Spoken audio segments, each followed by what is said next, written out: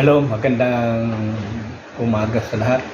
Shout out Luzon, Visayas, Mindanao. Kumusta na po kayo lahat, mga kababayan? At marami tayong pag-uusapan, marami tayong mga topic ngayon tungkol dito sa ating kalagayan sa ating bansa, tungkol sa ating pampolitikang usapin.